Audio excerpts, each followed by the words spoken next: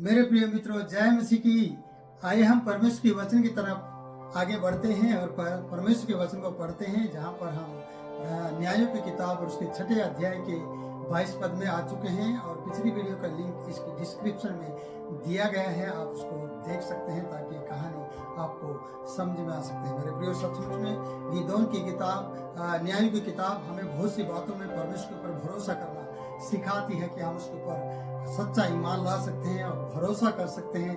ये पुस्तक आपको ढांढस बनाने के लिए लिखी गई है, क्योंकि जिस प्रकार से दबोरा के द्वारा बराका की अगुवाई की गई और सीसरा को मारा गया जो 900 रथ की ताकत रखता था, और जिस प्रकार से हम गिदोन को देखते हैं, उसके चरित्र को देखते हैं कि वो छुप कर गेहूं झाड़ रहा था और उस पर परमेश्वर का आत्मा ने कार्य किया, नबी के द्वारा उसे बताया गया और दूत के द्वारा उसे तैयार किया गया। परमेश्वर की सामर्थ को उसने पाया है। और यहाँ पर हम देखते हैं कि जब वो आमने सामने बातें करने के बारे में देखता है, तो हम गिदोन के 6 के 22 में पढ़ते हैं, जब गिदोन ने जान लिया वह यहोवा का दूत था। और उसके बाद लिखा है, तब गिदोन कहने लगा, हाय प्रभु, हे यहोवा, मैंने तो यहोवा के दूत को साक्षात देखा है। जब हम परमेश्वर को और परमेश्वर के दूत को साक्षात देखते हैं तो कई बार हमें डर लगने लग जाता है। और यहाँ पर गिदोन भी इसी प्रकार से कह रहा है कि मैंने परमेश्वर के दूत को साक्षात देखा है। यानी दूत को, यानी वो ये कहना चाहते कि परमेश्वर को मैंने साक्षात देखा है, क्योंकि उसकी मुंह की बातें उसने सुनी है और उसकी भेंट को उसने ग्रहण किया है, और वो भेंट देने तक उसे ठहराने के लिए उसे प्रार्थना करता रहा था। इसलिए यहाँ पर देखते हैं कि 23 पद में यहोवा ने उससे कहा, देखिए यहोवा परमेश्वर फिर भी सुनता है, और यहोवा ने दर्शन दिया था और यहोवा ने उससे फिर से कहा, तुझे शांति मिले, मत डर, तू ना मरेगा। क्योंकि ये वचन इस प्रकार से समझाना चाहता है कि तुझे शांति मिले। परमेश्वर कहना चाहता है, मत डर, तुझे डरने की जरूरत नहीं है, तू ना मरेगा, तू मरेगा भी नहीं, क्योंकि मैंने तुझे दर्शन दिया है। ये डर और मैं मरूंगा, ये क्यों, कहां से आई ये बात? क्योंकि पुराने समय में हम देखते कि परमेश्वर को देखना, जो शक्तिशाली और सामर्थी परमेश्वर है, उसको आमने सामने एक मनुष्य को देखना आसान बात नहीं है।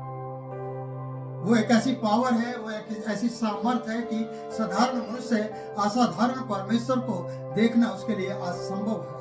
वो संभव नहीं हो सकता कि वो जी सके, वो बच सके, क्योंकि उसकी जो सामर्थ है उसके सामने से खड़ा रहना उसके लिए बड़ा कठिन हो जाता है। इसलिए गिदोन जानता था इस बात को कि मैंने परमेश्वर को साक्षात देखा है, अगर मैंने परमेश्वर को देखा तो अब मैं जिंदा नहीं रह सकता। लेकिन परमेश्वर ने उससे एक बड़ा काम लेना था।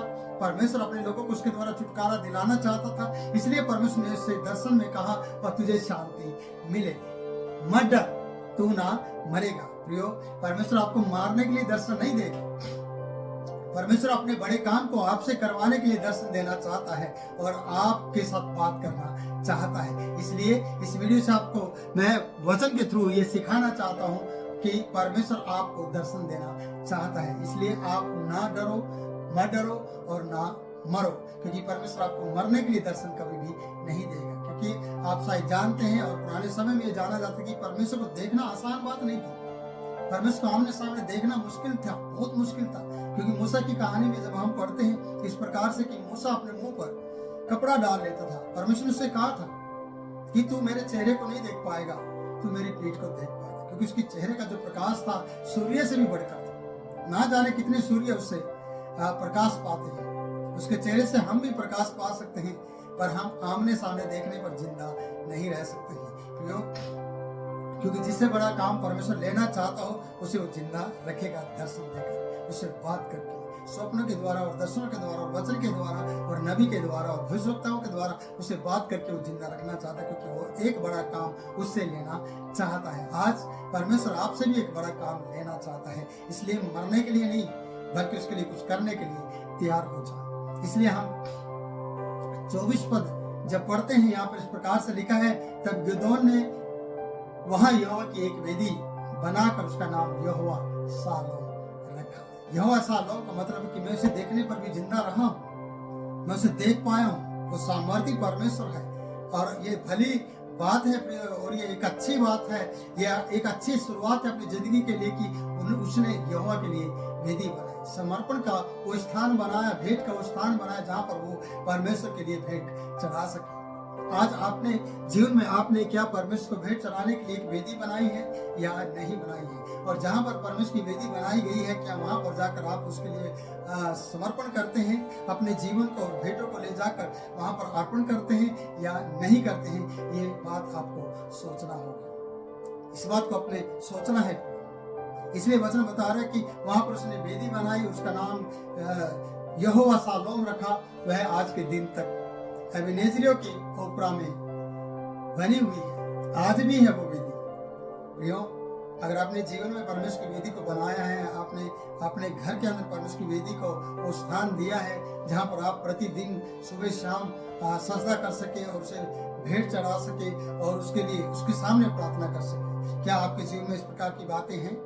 अगर हैं तो एक मनुष्य के समान आप हजारों लोगों को हरा देंगे, आप कभी भी पराजित नहीं होंगे, आप हारों में नहीं आएंगे, बल्कि आप जीतने वालों में और विजयी लोगों के साथ रहने वाले व्यक्ति बन जाएंगे, विजेता परमेश्वर के जन बन जाएंगे। इसलिए परमेश्वर यहाँ पर बहुत सी बातें सिखाना चाहता है इन वचनों के द्वारा। इसलिए यहाँ लिखा है 25 पद में हम आते हैं, फिर उसने उसी रात यहोवा ने गिदोन से कहा, फिर उसी रात को यहोवा ने गिदोन से कहा, अपने माता या अपने पिता का जवान बैल अर्थात दूसरा 7 वर्ष का बैल अर्थात दूसरा 7 वर्ष का बैल और बाल की जो वेदी तेरे पिता की है उसे गिरा दे, और जो असेरा देवी है उसके पास से उसको काट डाल। प्रियो, देखिए एक नई वेदी बनाई गई है। उसी रात परमेश्वर ने उसे दर्शन दिया है और दर्शन देकर उसे कहा जो तेरे पिता की वेदी है, असेरा की वेदी है, असेरा की मूर्ति है। उसी रात परमेश्वर ने ये बात दिलाई है कि वेदी तूने मेरी वेदी बनाई है, लेकिन तेरे पिता ने किसी और की वेदी बना रखी है। उसे क्या लिखा है? वचन बता रहे कि भेंट चढ़ा जवान बैल को टुकड़े टुकड़े कर, और जो वेदी बाल की है उससे जो तेरे पिता की उसे गिरा दे, और असेरा की मूर्ति को काट डाल।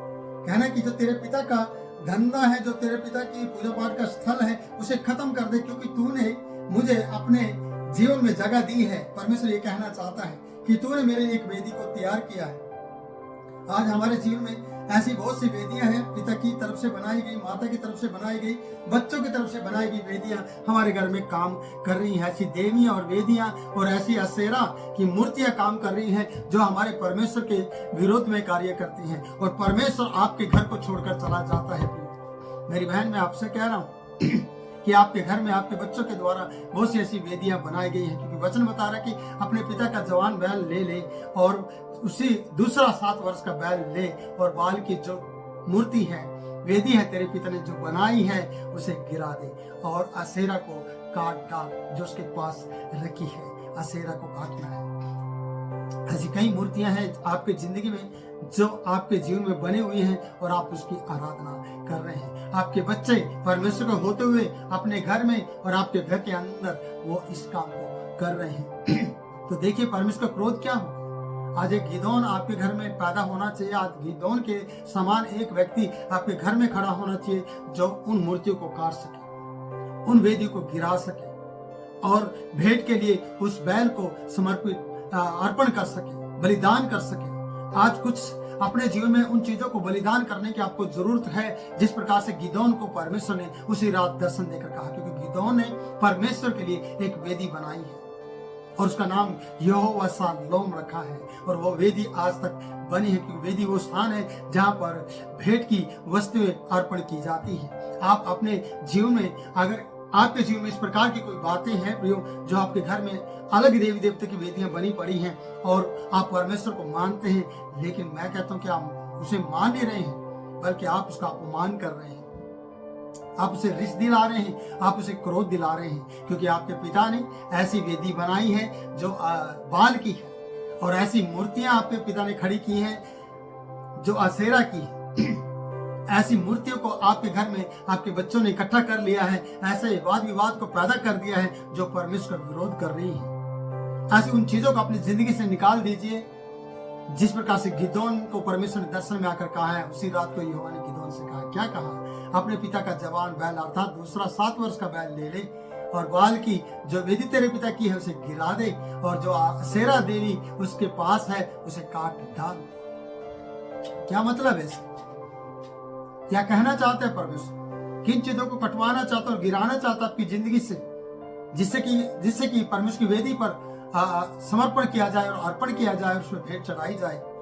आपके जीवन में परमेश्वर एक वेदी के स्थान को देखना चाहता है, आपके घर में एक वेदी के स्थान को देखना चाहता है, जिसमें आप और आपके बच्चे और आपकी पत्नी और आपका पति वहां पर बलिदान कर सके और चढ़ा सके और सजदा कर सके और परमेश्वर को का नाम ले सके, और आप उस वेदी का नाम यहोवा शालोम रख सके, ताकि परमेश्वर आपको उन वचनों प्रभु आपको आशीष दे सके। प्रियो, आपको इस वीडियो से ये सीखना है कि मेरे जीवन में और मेरे पिता के कारण, मेरी पत्नी के कारण, मेरे बच्चों के कारण आसेरा ने पिता परमेश्वर की जगह को ले लिया है।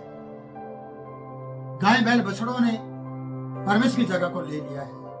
परमेश्वर की वेदी की जगह को आसेरा की बाल की वेदी ने जगह ले लिया है। ये बाल की वेदी को हटाओ, गिरा दो उसे, आसेरा जैसी मूर्तियों को अपने जीवन से निकाल दो, काट डालो उसे।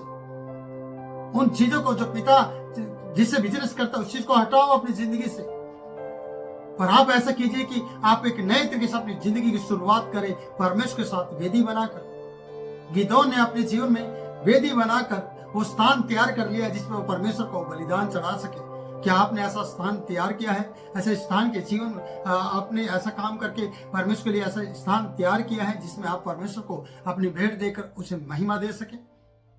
प्रियो, मैं जानता हूं कि आप इन बातों में कमजोर हो सकते हैं, क्योंकि आपका परिवार आधा कहीं और है और आधे कहीं और है और आप कहीं और है। इसलिए आपको मैं कहना चाहता हूँ वचन के माध्यम से कि आपको परमेश्वर पर सही तरीके से विश्वास करना चाहिए, कभी भी पीछे लौटना नहीं चाहिए। हमेशा परमेश्वर पर भरोसा रखते हुए अपने जीवन को आगे बिताना और बढ़ाना चाहिए। इसलिए मेरे प्रियो, आप गिदोन के समान अपनी जिंदगी को बिताइए कि गिदोन दुख के समय में, अंधेरे के समय में भी परमेश्वर के लिए और अपने परिवार के लिए कुछ करना चाहता है, और गिदोन को सूरवीर सुरमा कहकर, क्योंकि उसने पहल की है परमेश्वर के लिए। आप भी पहल करें और परमेश्वर आपकी मदद करेगा। वो आपकी असेरा की मूर्ति को निकलवाएगा और ऐसी चीजों को कटवाएगा और ऐसी वेदी को हटवाएगा जो आपके जीवन में परमेश्वर को महिमा नहीं दे रही है। आपका जीवन परमेश्वर की महिमा के लिए है। इसलिए मैं कहना चाहता हूँ कि आप तैयार हो जाए आज उन चीजों को गिराने के लिए, और परमेश्वर आपको उठाएगा। आप परमेश्वर के लिए वेदी बनाए। प्रभु इन वचनों के द्वारा आपको आशीष दे। फिर मिलूंगा नई वीडियो में नए वचन के साथ। तब तक के लिए मैं आपसे इजाजत चाहता हूँ। आप मेरे लिए प्रार्थना करें, मैं आपके लिए प्रार्थना करता रहूंगा। जय मसीह की।